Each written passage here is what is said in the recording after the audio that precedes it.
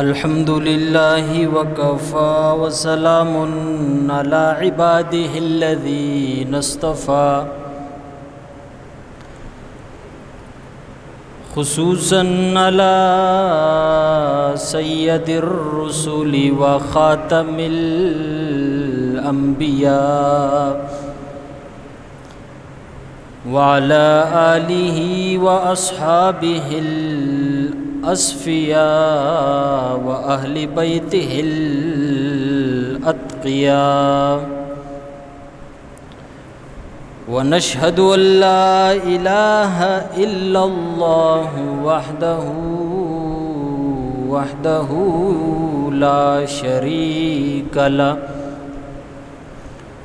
لا شريك له ولا وزير له ولا مشير له ولا جد له ولا ند له ولا زد له ولا مثل له ولا مثال له ونشهد أن سيدنا وسندنا ومولانا وحبيبنا وحبيب ربنا وشفيقنا وشفيعنا وطبيبنا وطبيب قلوبنا محمدا عبده ورسوله.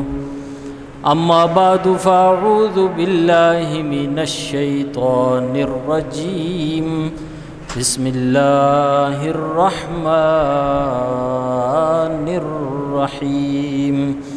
وما هذه الحياة الدنيا إلا لهو ولعب وإن الدار الآخرة لهي الحيوان لو كانوا يعلمون. فإذا ركبوا في الفلك دعوا الله مخلصين له الدين فلما نجاهم إلى البر إذا هم يشركون.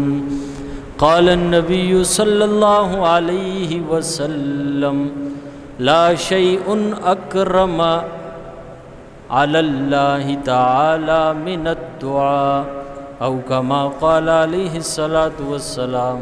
صدق الله وصدق رسوله النبي الكريم ونحن على ذلك من الشاهدين والشاكرين والحمد لله رب العالمين.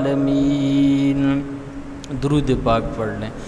اللهم صل على محمد وعلى آل محمد كما صليت على إبراهيم وعلى آل إبراهيم إنك حميد مجيد.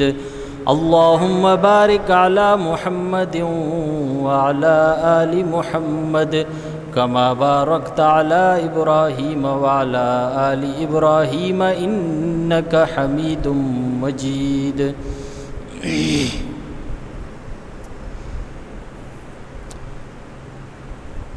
ثنا کو پتا پتا ہے خدایا دم بدم تیرا، زمین و آسماں تیرے یہ موجود و اسم تیرا. جو اس دنیا میں تیرا کھا کر تیرا شکوہ کرے یا رب، تعجب ہے کہ اس پر بھی رہے لطف و کرم تیرا. واجب الاحترام قابل صد احترام ہم مکتب ہم سفر ساتھیوں دوستوں اور بزرگوں،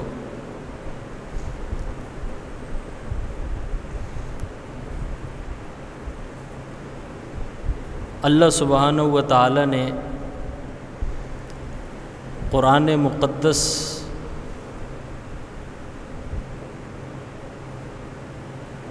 انسانوں کی رہنمائی کے لیے قیامت تک کے لیے رشد و ہدایت بنا کر اس کی حفاظت کا وعدہ بھی اپنے ذمہ لیا ہے.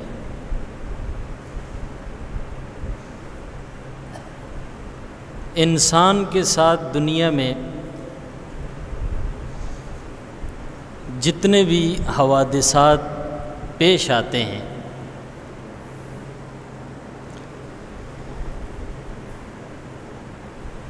ان کا تعلق کیا صرف اس کے اعمال کے ساتھ ہوتا ہے یا پھر اللہ تبارک و تعالی کسی کو مبتلا کر کے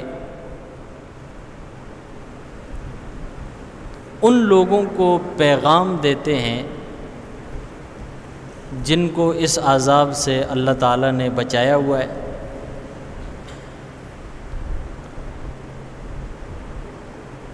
ضرورت اس امر کی ہے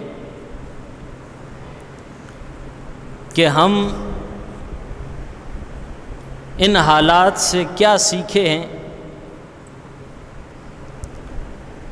اور ہم نے اپنے اندر کیا تبدیلی لائی ہے۔ اگر پہلے ہم اتنے نافرمان تھے اور اب اتنے ہیں، اس کا نام تبدیلی نہیں ہے۔ اگر ہم نے اپنی بغاوت والی زندگی چھوڑ دی ہے، اطاعت کی طرف آ گئے ہیں، اس کا مطلب ہے کہ ہم نے اس عذاب سے، اس آزمائش سے کوئی سبق سیکھا ہے۔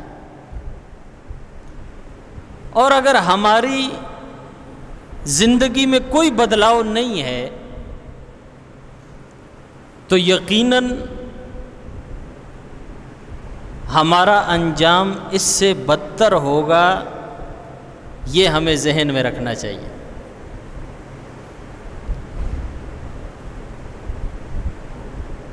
رسول کریم صلی اللہ علیہ وسلم کی زندگی سے ہم نے کیا سیکھا؟ آپ علیہ السلام کی حیات مبارکہ میں اللہ تعالیٰ کی طرف سے آزمائشیں آتی تھیں، لیکن آپ اللہ کے حضور التجا فرماتے، گڑ گڑاتے، تو اللہ تبارک و تعالی آپ کی دعاؤں کو قبول فرماتے اور وہ حالات آسان ہو جاتے، یا لوگوں کو اس قدر طاقت اور قوت اور استطاعت مل جاتی کہ وہ ان حالات سے نمٹ سکتے تھے۔ حضور کی موجودگی میں بھی آزمائشوں کا، قحط کا آنا اور حضور کا دعا کرنا، حقیقت میں یہ بھی امت کے لیے ایک درس تھا، ایک سبق تھا کہ جو رب آپ کا خالق اور مالک ہے، وہی رب حضور کا بھی خالق اور مالک ہے۔ حضور جس اللہ کی طرف رجوع کرنے کی دعوت اہل ایمان کو دیتے ہیں، حضور خود بھی اسی اللہ کی طرف رجوع کرتے ہیں۔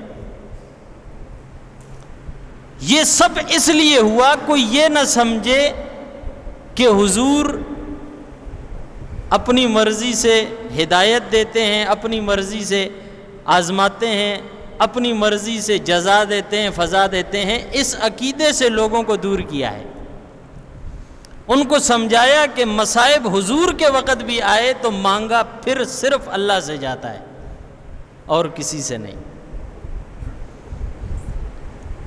لیکن حضور صلی اللہ علیہ وسلم یہ پیغام دیتے ہیں صحابہ کرام سے کہ کثرت سے استغفار کرو، کثرت سے۔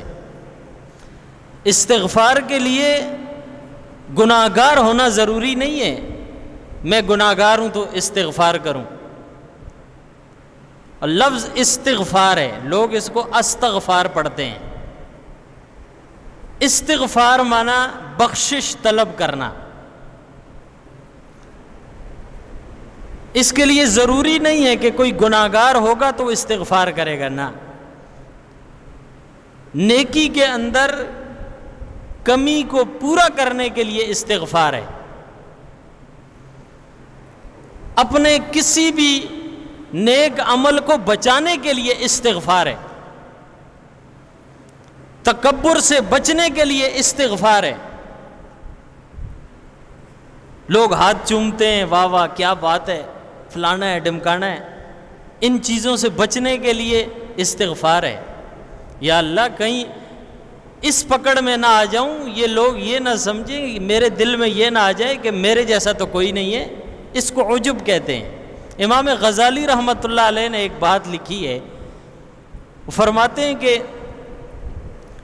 یہ جو 7 آسمان ہیں، 7 آسمان، ہر آسمان پہ اللہ تعالیٰ نے ایک فرشتے کو اس آسمان کا نگہبان بنایا ہے، اور اس فرشتے کا کام یہ ہے کہ جو بھی اعمال لے کر فرشتے، دیگر فرشتے اوپر جاتے ہیں تو وہ ان اعمال کی تلاشی کرتا ہے۔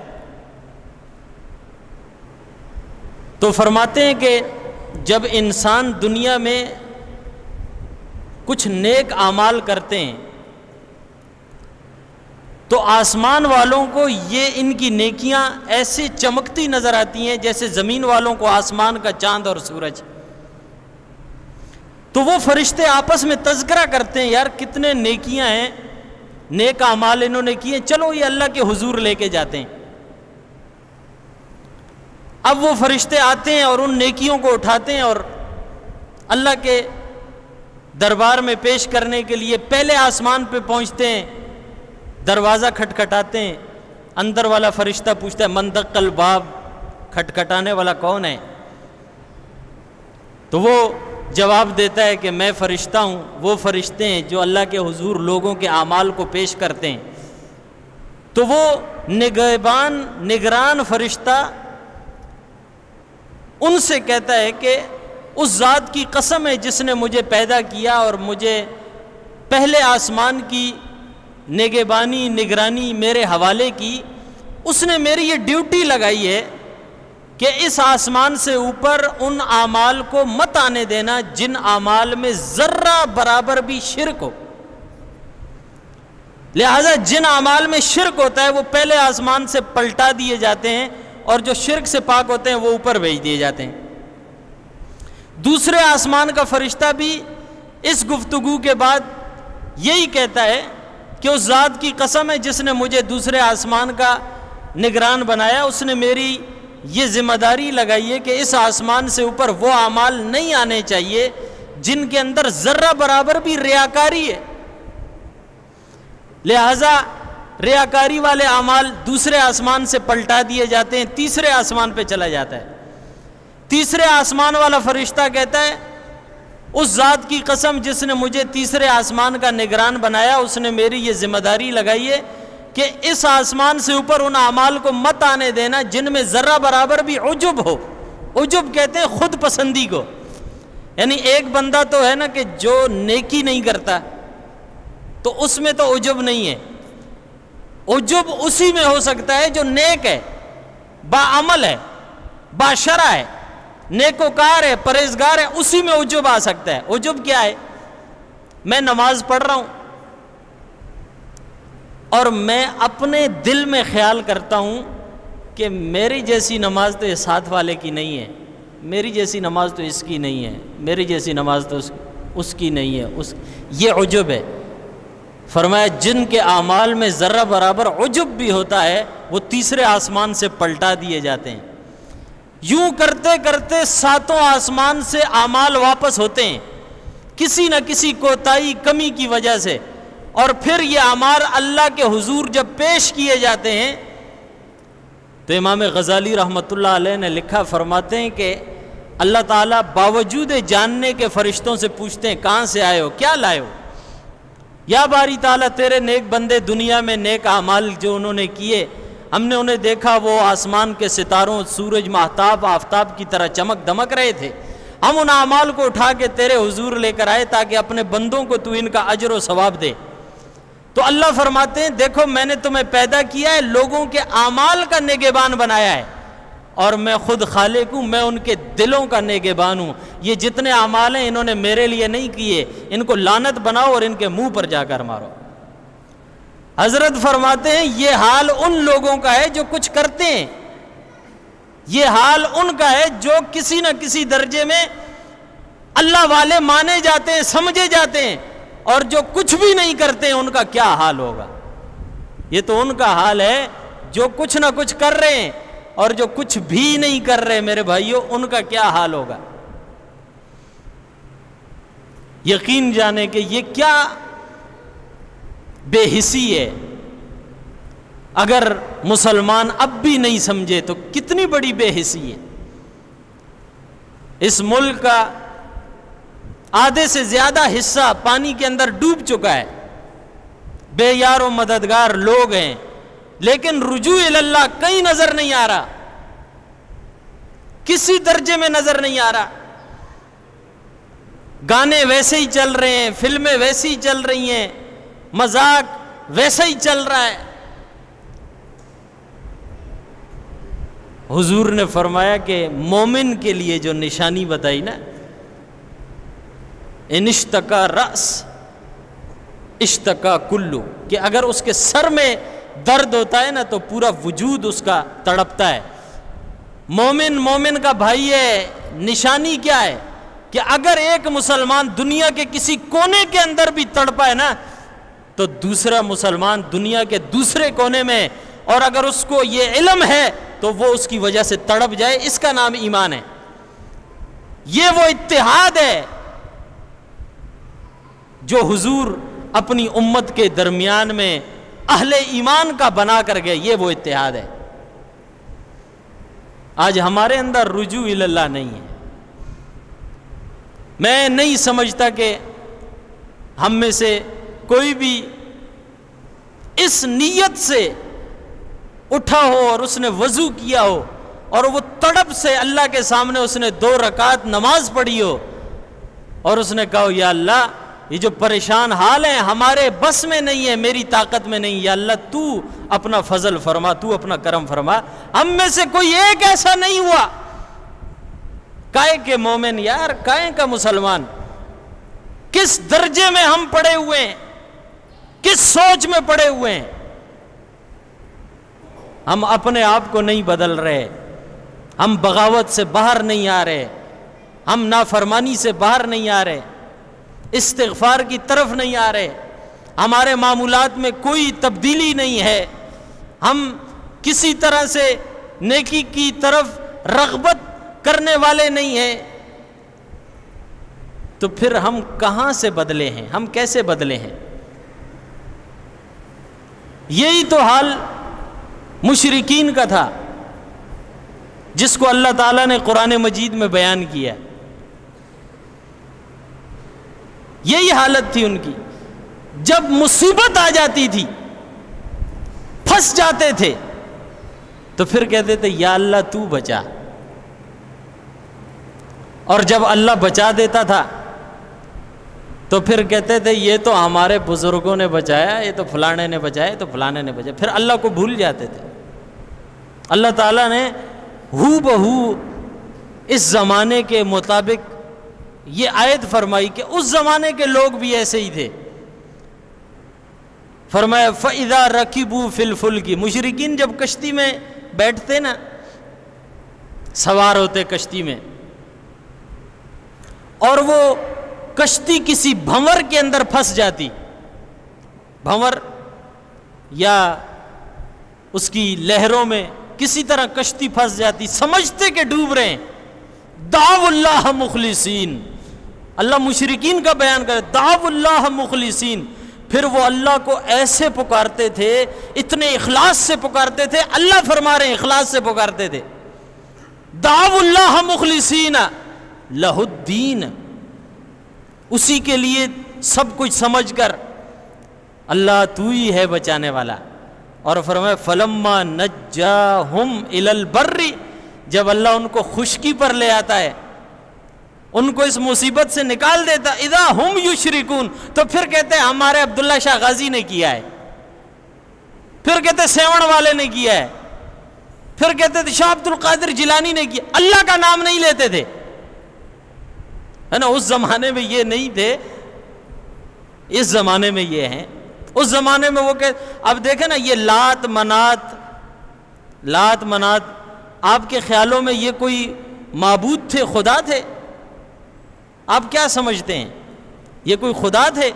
خدا نہیں تھے، یہ نیک بزرگ لوگ تھے، نیک بزرگ لوگ تھے یہ، جن کے ناموں کے اوپر انہوں نے مورتیاں بنائی تھی، مورتیاں۔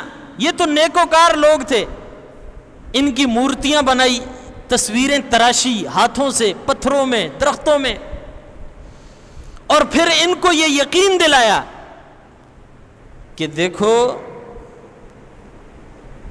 تم گناہگار ہو، تم گناہگار ہو، یہ نیک لوگ تھے، تم ان کے سامنے پیش کرو، یہ اللہ کے نیک ہیں، یہ اللہ کے سامنے پیش کریں گے، تمہاری خدا نہیں سنتا ہے، تم ہو کون کہ تمہاری خدا سنے؟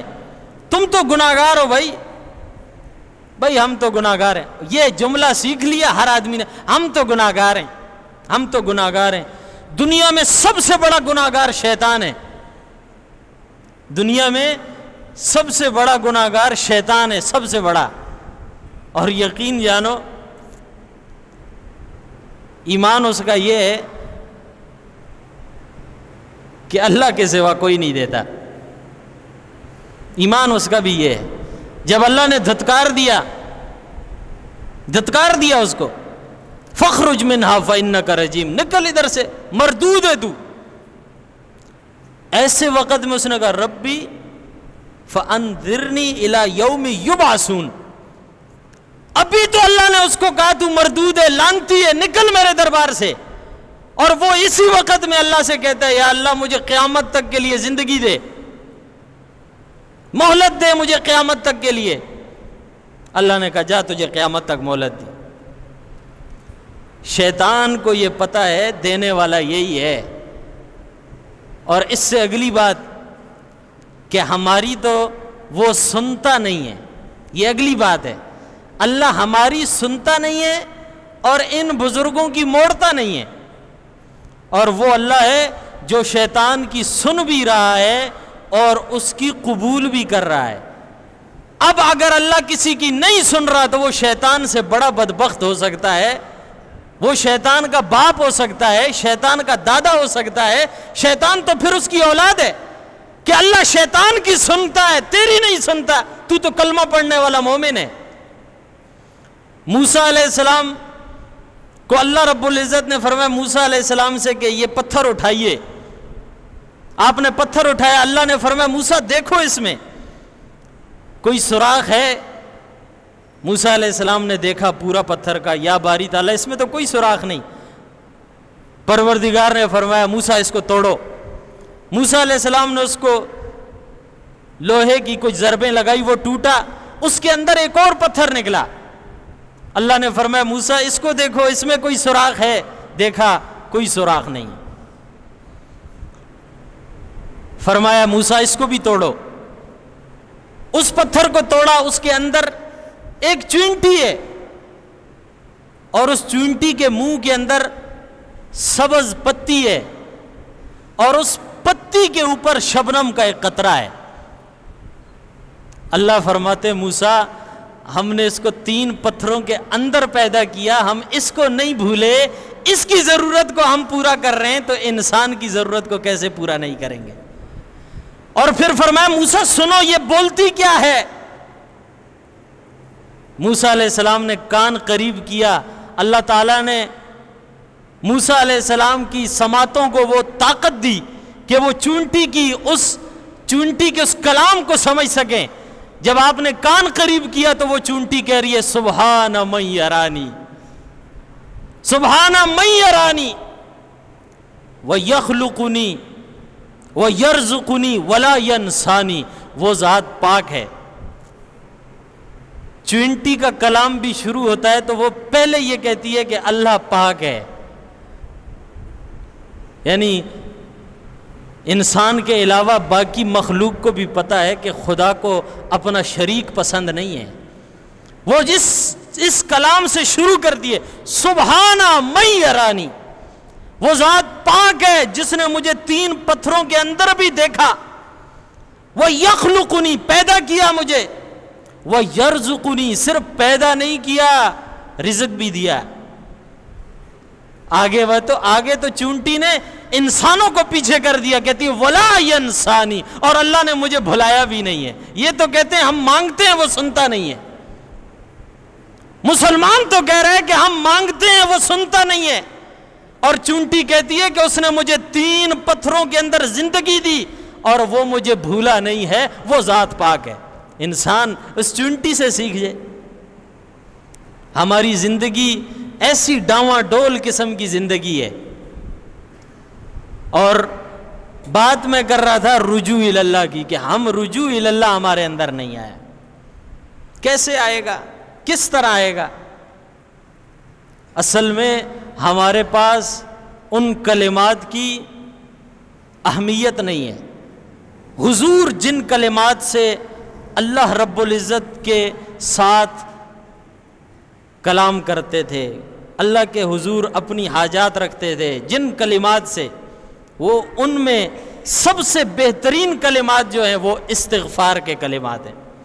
استغفار، اللہ سے ہمیشہ بخشش طلب کرنا، اللہ سے ہمیشہ بخشش طلب کرنا۔ اور یہ ایک ایسا کلمہ ہے استغفار کہ اللہ تعالیٰ اس کے ذریعے سے نالائقوں کی بھی ضرورتوں کو اور ان کی دعاؤں کو پورا کر دیتے ہیں۔ نالائقوں کی، جو لائق ہوتے ہیں وہ تو ہوتے ہی ہیں۔ امام احمد بن حنبل رحمۃ اللہ علیہ خود فرماتے ہیں کہ میں اس استغفار کا ایک جو ہے نمونہ ہوں، اور میرے ساتھ بیتا واقعہ ہے۔ فرماتے ہیں کہ میں سفر میں تھا تو کہنے لگے کہ میں ایک مسجد کے اندر چلا گیا رات بتانے کے لیے۔ اس علاقے کی مسجد کمیٹی تھوڑی سخت تھی، اس نے کہا بھئی رات تو ادھر نہیں بتا سکتے، نکل۔ تو امام احمد بن حنبل رحمۃ اللہ علیہ جو ہے فرماتے ہیں رات کو نکال دیا۔ چلتے چلتے میں آیا تو ایک نان بھائی تھا، یہ تندور پہ روٹیاں وغیرہ بنانے والا۔ اس نے دیکھا، پوچھا مسافر ہو؟ میں نے کہا۔ اس نے کہا صبر کرو، میں آپ کو گھر لے جاتا ہوں، میرے ساتھ رات گزار لو۔ امام احمد بن حنبل رحمۃ اللہ علیہ کھڑے ہیں، وہ روٹیاں لگاتا ہے اور کچھ پڑھتا ہے، روٹیاں لگاتا ہے پڑھتا ہے۔ تو آپ نے سنا تو وہ استغفار پڑھ رہا، استغفر اللہ العظیم، استغفر اللہ العظیم، استغفر اللہ العظیم، یہ پڑھتا ہے۔ تو احمد بن حنبل رحمۃ اللہ علیہ نے فرمایا، میں نے اس سے پوچھا بھائی اس استغفار نے کوئی فائدہ بھی دیا ہے؟ تو اس روٹی پکانے والے نے کہا جو کچھ اللہ سے میں نے مانگا تھا اللہ نے مجھے اس استغفار کی وجہ سے دیا ہے، بس ایک دعا ہے وہ رہ گئی ہے، باقی اللہ تعالیٰ نے اس استغفار کی وجہ سے میں نے جو مانگا اللہ نے دیا ہے۔ گھر چلے گئے، کھانا وغیرہ کھایا۔ امام احمد بن حنبل رحمۃ اللہ علیہ نے پوچھا جو اللہ نے نہیں دیا وہ کیا ہے، وہ تو بتا۔ اس نے کہا بس جی چھوڑیے رہنے دیں۔ نہیں، فرمایا بتاؤ تو صحیح۔ اس نے کہا بس ویسے دل میں خواہش ہے، وقت کا امام ہے امام احمد بن حنبل، دل چاہتا ہے میرا کہ وہ کسی دن آئے اور میں ان کو کھانا کھلاؤں، تو میں اللہ سے مانگتا رہتا ہوں کہ یا اللہ کبھی میری بھی اتنی طاقت کر دے کہ احمد بن حنبل میرے پاس آئے اور میں اس کو کھانا کھلاؤں۔ تو احمد بن حنبل رحمۃ اللہ علیہ فرماتے ہیں لے تیری یہ دعا بھی پوری ہو گئی، تیرے ساتھ کھانا جس نے کھایا وہ احمد بن حنبل ہی تھا۔ یہ دعا میں تو سوچوں کہ مجھے مسجد سے دھکے لے کے نکالا کیوں گیا، وہ اس لیے نکالا گیا کہ تیری استغفار میرا پیچھا کر رہی تھی، تو نے یہ مانگا ہوا تھا، اسی لیے وہاں سے نکال کے تیرے گھر بھیجا گیا ہوں۔ انسان نیکوکار ہو تو ہی استغفار کرتا ہے اللہ کے حضور، اس لیے ایسے بنو کہ اللہ تمہیں پہچان لے۔ بس ہم دنیا کو اپنی پہچان کروا رہے ہیں، یہ کسی کام کی نہیں ہے، پکڑے جائیں گے ہم۔ ایسے بنے کہ اللہ مجھے آپ کو پہچان جائے۔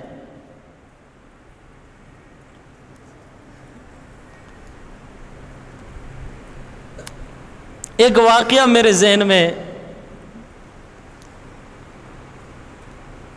یہ خلیفہ منصور تھا نا، خلیفہ منصور، اس کے زمانے کا ایک واقعہ ہے۔ یہ بھیس بدل کر باہر نکلتا اور لوگوں کو دیکھتا تھا، ان کی ضروریات پوچھتا تھا، کیا ہے، کوئی کس درد میں، کس تکلیف میں۔ ایک دن یہ بھیس بدل کر نکلا تو رات کی تاریکی، اندھیرا تھا، تو 4-5 لوگ ایک جگہ کھڑے ہیں۔ میں نے کہا نا کہ اللہ پہچان لے، یہ ہمارا مقصد ہونا چاہیے۔ تو یہ بھی وہاں چلے گئے، اندھیرا تھا۔ وہ 4-5 لوگ جو تھے وہ ڈاکو تھے، اور وہ کسی جگہ چوری کرنے کے پلاننگ کر رہے تھے۔ جب وہ جمع ہوئے وہاں تو دیکھا بھئی ایک اور بندہ ہے، پوچھا بھئی کون ہے تو بادشاہ نے بھی کہا بھئی آپ کا بھائی ہوں۔ تو انہوں نے سمجھا یہ بھی ڈاکو ہوئے۔ اب وہ جو ان کا سردار تھا اس نے کہا چلو بھائی اپنا اپنا ہنر بتاؤ، چوری پھر ہنر کے مطابق کریں گے۔ تو ایک نے کہا جی میرا ہنر یہ ہے نا، یہ کتے جب بھونکتے ہیں نا تو یہ کیا کہتے ہیں، میں کتوں کی زبان جانتا ہوں، سمجھتا ہوں یہ کیا کہہ رہے ہیں۔ وہ سردار نے کہا ارے تو بہت بڑا ہنر ہے، تیری تو ہمیں ضرورت پڑے گی، اشد ضرورت ہے تیرے جیسے بندے کی۔ دوسرے کو کہا بھئی تیرا کیا ہنر ہے؟ اس نے کہا جی میرا ہنر یہ ہے کہ میں یہ بتا سکتا ہوں کہ خزانہ کس جگہ دفن ہے۔ یعنی میں چلتا ہوا جا رہا ہوں، اتنے فاصلے کے اندر اگر کہیں خزانہ ہوگا تو میں زمین پہ کان لگاتا ہوں اور مجھے پتہ لگ جاتا ہے کہ اس جگہ خزانہ ہے۔ یہ ہنر ہے میرا۔ اس نے کہا واہ۔ تیسرے کو کہا تیرا؟ اس نے کہا میرا ہنر یہ ہے کہ میں نقد لگانے میں اتنا ماہر ہوں کہ کسی کو پتہ بھی نہیں چلتا اور میں خزانہ غائب کر لیتا ہوں۔ اس نے کہا یہ بھی بڑا کمال کا ہے۔ چوتھے کو کہا، اس نے کہا میرے اندر یہ کمال ہے کہ میں رات کی تاریکی میں کسی کو دیکھ لوں اور دن کے اجالے میں وہ سامنے آ جائے نا، میں پہچان جاتا ہوں یہ بندہ رات ساتھ تھا۔ تو اس نے کہا بھی تیری بھی ضرورت ہے، کیونکہ تو ہمیں بتائے گا اس سے بچو، اس سے بچو، اس کے سامنے نہ ہو، یہ کہیں نہ پہچان لے۔ تو اب بادشاہ کی باری آئی۔ دونوں کہا جی بھائی تیرا کیا کمال ہے؟ اس نے کہا اگر کسی کو پھانسی ہو جائے نا اور میں داڑھی پہ ہاتھ پھیر دوں تو پھانسی اس کی جو ہے نا وہ ختم کر دی جاتی ہے، ملتوی ہو جاتی ہے۔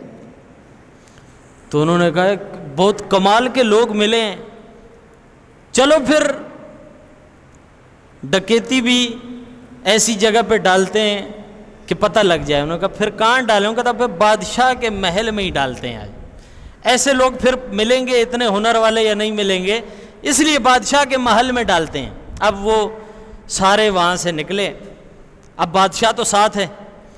اب وہ محل کے کتوں نے دیکھا تو وہ بھونکنا شروع کر دیا۔ اب وہ سردار نے کہا ہاں بھائی آگے آ، کتوں کے ہنر کے جاننے والے، یہ کیا کہہ رہے ہیں؟ کہتے ہیں یہ تو کتے بھونک رہے ہیں، یہ تو کہہ رہے ہیں بادشاہ تمہارے ساتھ ہے۔ بادشاہ تمہارے ساتھ ہے؟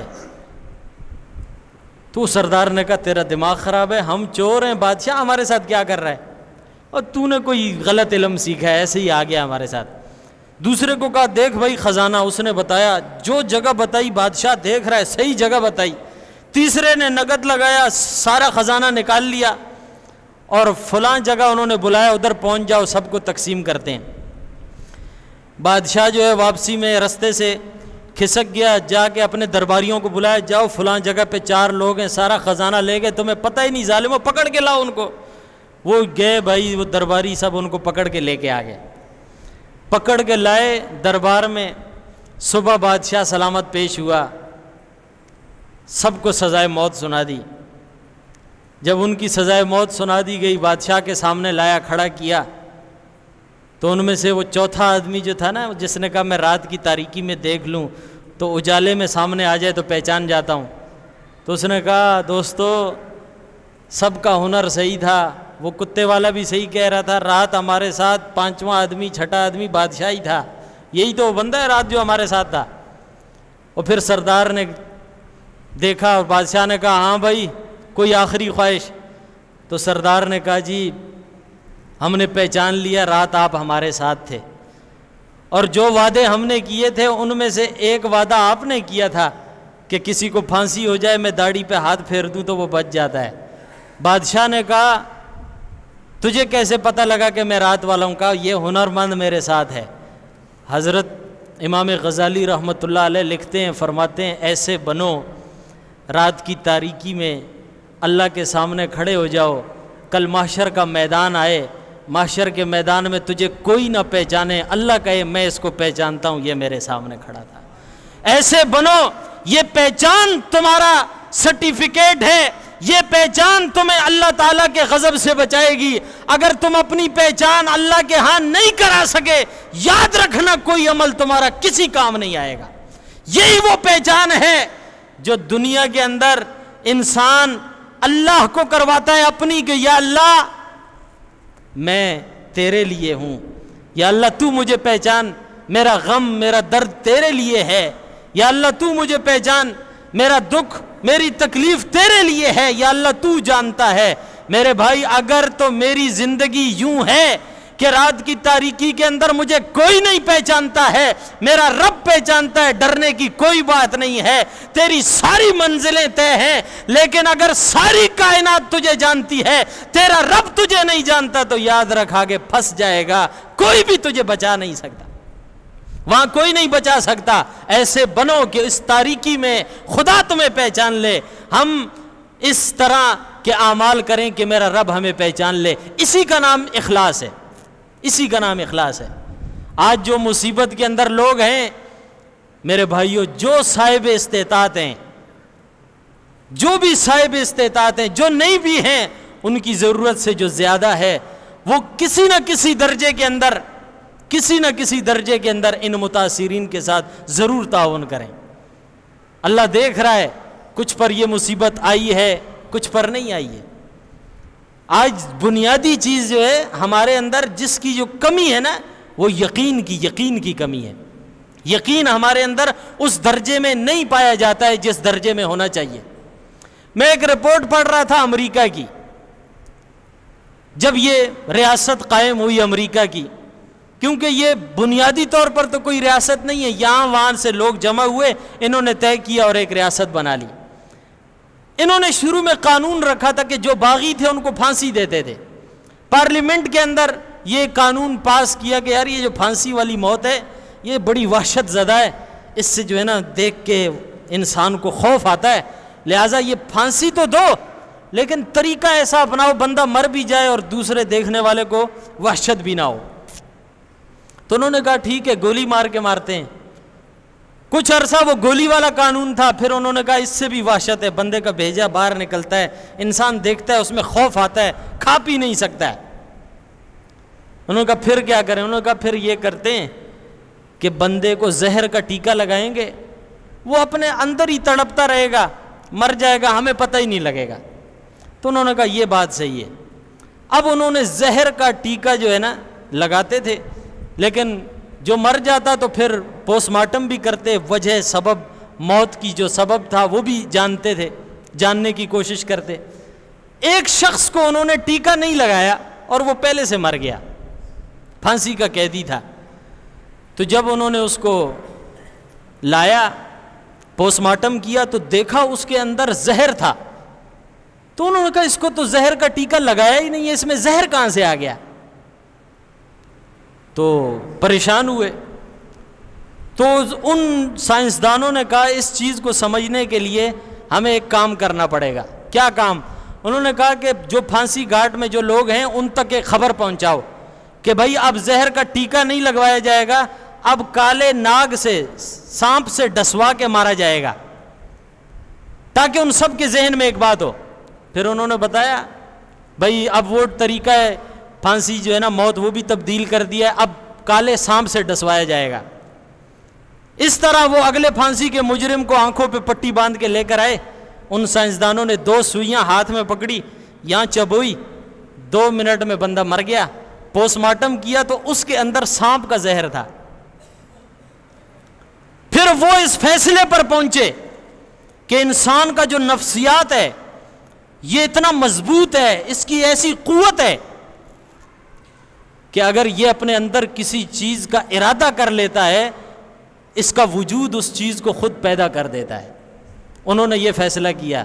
تمہیں پتہ ہے یہ تبلیغی کہتے ہیں ایمان اور یقین کی بات ہوگی، یہ جو یقین ہے نا یہ کیا ہے؟ یہی نفسیات ہے۔ قرآن تمہیں جگہ جگہ کہتا ہے، اس یقین کی جو بات کرتا ہے وہ یقین یہ ہے کہ تم اس بات کو طے کر لو کہ اللہ نہیں چاہے گا تو پھر کچھ بھی نہیں ہوگا، اس کا نام یقین ہے۔ جب تمہارا اندر اس بات کو پیدا کرے گا تو یہ اس بات کی علامت ہے کہ تم مومن ہو، اور جب تمہارا وجود اندر سے یہ بات طے کر چکا ہے کہ جو کچھ بھی ہے وہ اقتدار کے حلقوں پہ بیٹھے قابض لوگوں کے ہاتھوں میں ہے، تو پھر یاد رکھو تمہارا وجود، تمہارا ایمان کوئی چیز پیدا نہیں کر سکتا۔ اگر تم کسی چیز کو پیدا کرنا چاہتے ہو، اس یقین کو، اس نفسیات کو اللہ کے سپرد کر دو اور یہ یقین بنا لو، اور دنیا کو یہ دکھا دو اور بتا دو کہ ایمان اس کا نام ہے۔ جب تم اپنے اندر یہ سوچ لو گے، اللہ تمہارے اس یقین کو ایسا بدلے گا، تمہارا وجود اس چیز کو پیدا کرے گا۔ اسی چیز کا نام یقین ہے جس کو وہ نفسیات کہتے ہیں۔ یہ کیا تھا؟ کرونا ہے، کرونا ہے، کرونا ہے، کرونا ہے۔ وہ بھائی کرونا ہے کیا ہے؟ ہمارا ایک رشتہ دار فوت ہوا، کرونے سے فوت ہو گیا۔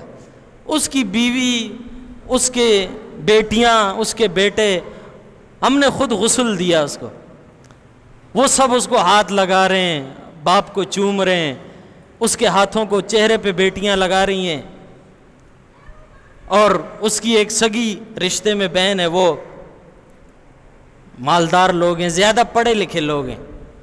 زیادہ پڑھے لکھے لوگ جو ہوتے ہیں نا ان کو یہ قرآن حدیث یہ کوئی چیز نظر نہیں آتی۔ تو اس نے 3 ماسک پہنے تھے، ایک ادھر سے، ایک ادھر سے، ایک ادھر سے۔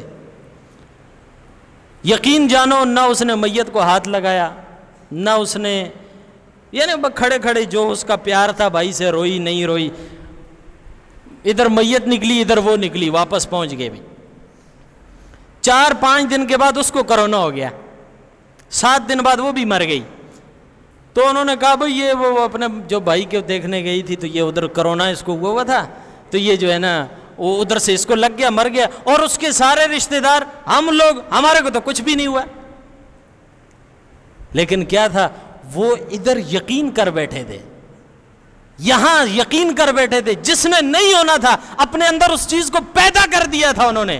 اس یقین پر تمہیں ایک بات بتاؤں، حضرت عمر رضی اللہ تعالیٰ عنہ کے دور کے اندر یہ روم کی سلطنت سپر پاور سمجھی جاتی تھی۔